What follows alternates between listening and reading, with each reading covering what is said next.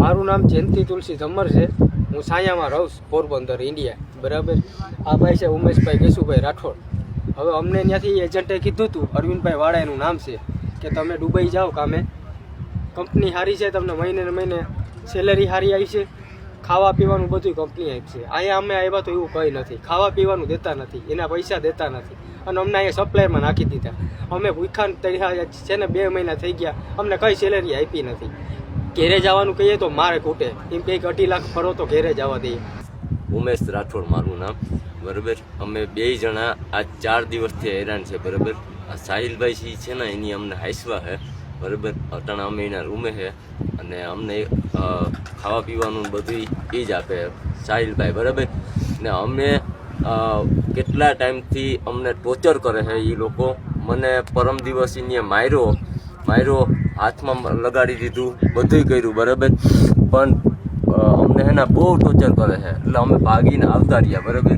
ત્યાં અમે નહીં જઈએ, ત્યાં જાઉં તો અમને પાછા મારશે। મારું નામ સંજય સાદિયા, હું ગુજરાતથી પોરબંદર રહેવાસી છે। અરવિંદવાળાએ મને કંપનીનું કહીને સપ્લાયમાં નાખી દીધો છે। હું મેશિન કામમાં આવ્યો હતો, 300-400 કિલોના ચેક હોય, હું થપ્પો આખો એ આખો દી હારવાના, 8-8 કિલોના હોય એ હું હારવાના, ને મને મહિનો દીનું પગારનું કીધું હતું। 2 મહિના થઈ ગયા, મારો પગાર થયો નથી મારો।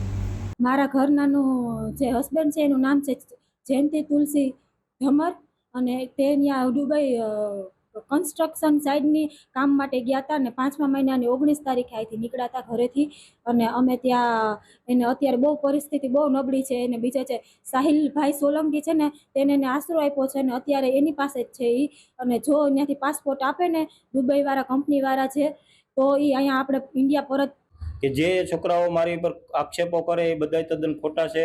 મારી પાસે એના ટોટલ પુરાવા છે, એમ્પ્લોયમેન્ટ વિઝા મેં એને મોકલેલા છે, એગ્રીમેન્ટ છે, એના ફોટા સહિતના ડોક્યુમેન્ટ છે, એની ટાઈમશીટ મારી પાસે છે।